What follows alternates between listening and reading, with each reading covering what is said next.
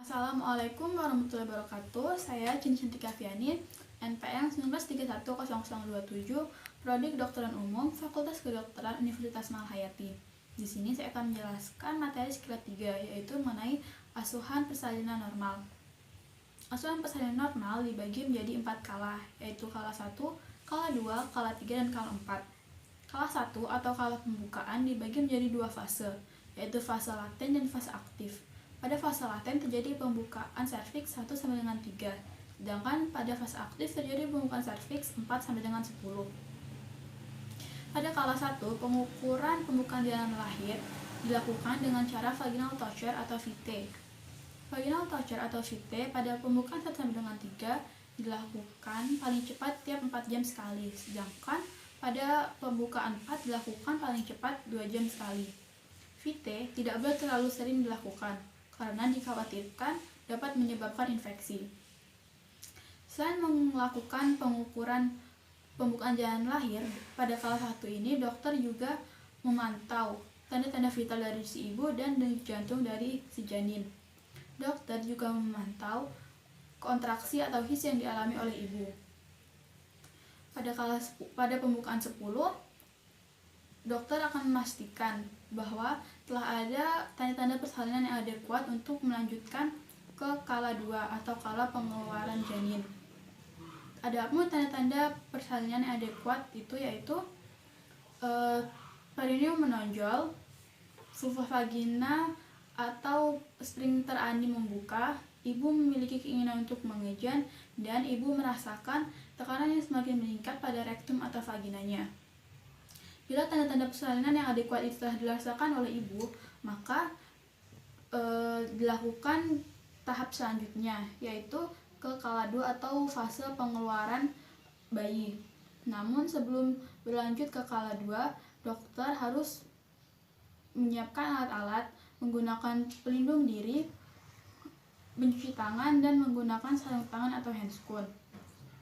Apabila hal itu telah dilakukan, langkah selanjutnya yaitu dokter menuntun si ibu ke posisi persalinan yang benar, yaitu dengan cara dokter meminta ibu untuk menekuk kedua kakinya dan meminta si ibu agar tangannya dikepalkan di paha.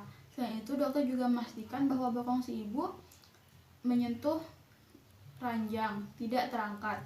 Hal ini berguna agar pintu atas panggul terbuka secara maksimal. Langkah selanjutnya yaitu dokter akan membersihkan vulva dan perineum ibu dengan menggunakan kasa yang telah diberikan DTT atau desinfektan tingkat tinggi.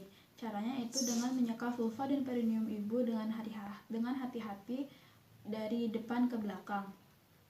Setelah selesai, dokter akan buang kapas yang tadi digunakan dan mengganti sarung tangan yang tadi digunakan. Lalu, setelah memastikan pembukaan sudah lengkap, dokter akan memimpin ibu mengejan pada saat his. Langkah selanjutnya yaitu dokter akan menolong untuk mengeluarkan bayi. Pada tahap ini, dokter hanya akan menolong untuk mengeluarkan, bukan menariknya. Nah, bagian pertama yang akan dikeluarkan yaitu bagian kepala. Setelah bagian kepala berhasil dikeluarkan, dokter akan mengusap hidung dan pernafasannya. Kemudian dokter akan menolong untuk mengeluarkan bagian bahu bayi. Pada tahap ini akan terjadi gerakan rotasi internal, rotasi eksternal, fleksi dan ekstensi dan penurunan dari si bayi. Setelah itu, dokter akan menolong untuk mengeluarkan bagian badan dan tungkai dari si bayi. Setelah seluruh bagian tubuh bayi keluar, biasanya bayi akan diletakkan di atas perut ibunya yang sebelumnya sudah diberikan alas. Kemudian akan dijepit bagian umbilikusnya untuk dilakukan pemotongan umbilikus. Pemotongan umbilikus dilakukan tidak terlalu panjang dan tidak terlalu lebar. Setelah bayi keluar, langkah selanjutnya yaitu ke kala 3 atau pengeluaran tali pusat. Yang pertama, dokter akan memberikan suntikan oksitosin di sepertiga paha atas ibu secara intramuskular. Setelah sebelumnya dokter telah mengaspirasinya terlebih dahulu. Kemudian langkah selanjutnya yaitu mengeluarkan plasenta dengan cara peregangan tali pusat terkendali. Jadi plasenta dikeluarkan dengan cara diregangkan, bukan ditarik. Hal ini bertujuan agar tali pusat tidak putus. Setelah plasenta berhasil dikeluarkan, langkah selanjutnya yaitu dekontaminasi alat yang tadi telah digunakan dengan menggunakan klorin 0,5% selama 10 menit. Setelah itu, dokter akan mengevaluasi keadaan ibu termasuk pendarahan. Lalu pada kala 4 atau 2 jam postpartum, dokter akan mengevaluasi tanda-tanda vital dari si ibu dan bayi dan juga keadaan ASI ibu apakah lancar atau tidak dan apakah keluar darah dari vagina si ibu, bagaimana keadaan nifas dari ibu dan bagaimana kontraksi dari si ibu. Baiklah, demikianlah penjelasan dari saya. Apabila ada salah kata saya mohon maaf. Saya akhiri. Wassalamualaikum warahmatullahi wabarakatuh.